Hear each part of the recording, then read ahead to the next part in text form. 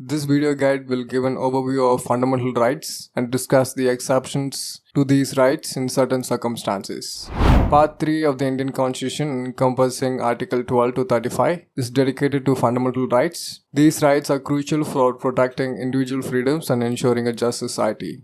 Article 12 defines the term state. It broadly includes all levels of government and authorities within the territory of India. This ensures that fundamental rights apply to all actions of the state. Article 13 states that any law inconsistent with fundamental rights shall be void. This is a safeguard ensuring that no law can infringe upon these essential rights. Article 14 guarantees equality before the law and equal protection of the law. This principle is fundamental in maintaining fairness in the society.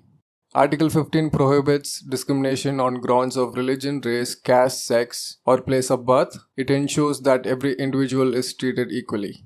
Article 16 ensures equality of opportunity in matters of public employment. Article 17 abolishes untouchability and prohibits its practice in any form. Article 18 abolishes titles of nobility except for military and academic distinctions. This promotes equality and prevents the establishment of hierarchies based on titles. Article 19 guarantees several freedoms: freedom of speech and expression, freedom to assemble peacefully and without arms, freedom to form associations or unions, freedom to move freely throughout the territory of India, freedom to reside and settle in any part of the territory of India. Article 20 provides protection in respect of conviction for offences. This includes safeguards against ex post facto laws, punishing actions that were not illegal when done, double jeopardy, being tried twice for the same crime, self-incrimination, being forced to admit to a crime.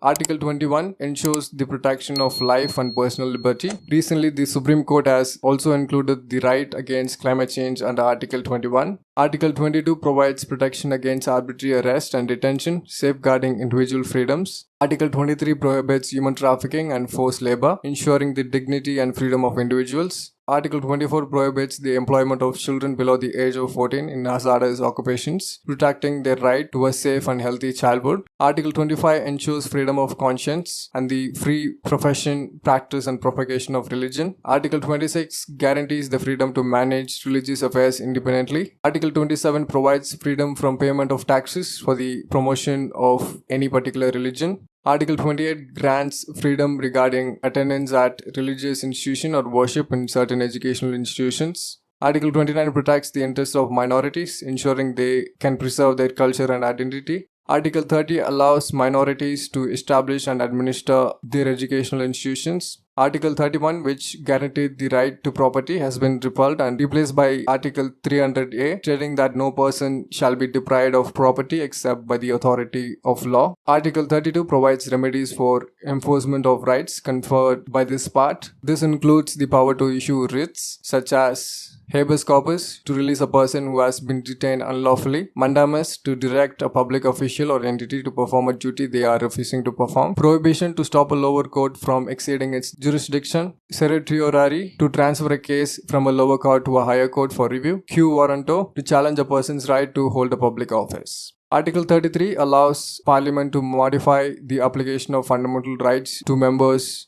of the armed forces and others, ensuring discipline and security. Article 34 provides for restrictions on fundamental rights while martial law is in force, granting military authorities abnormal powers. Article 35 delineates the division of power concerning the enactment of laws related to fundamental rights.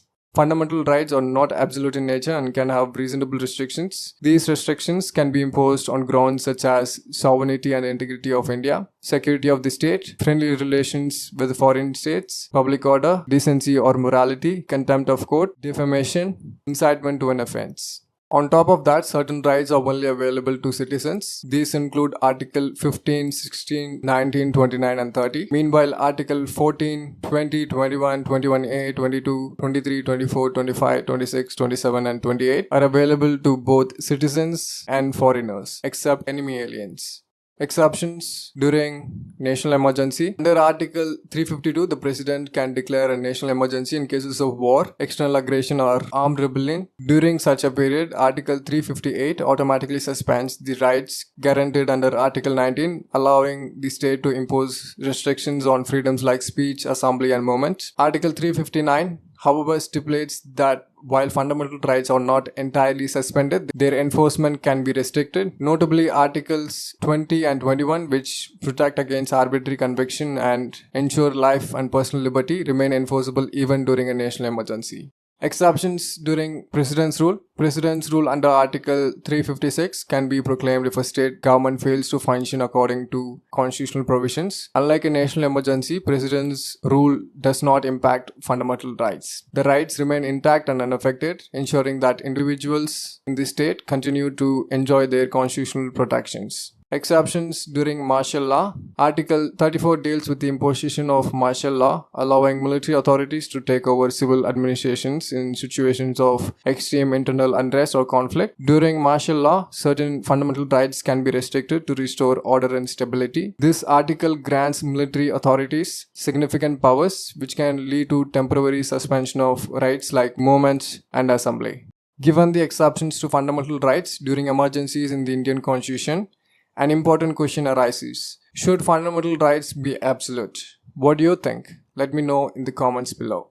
And that's it for now. I hope you learned something valuable. Thank you for your time and attention.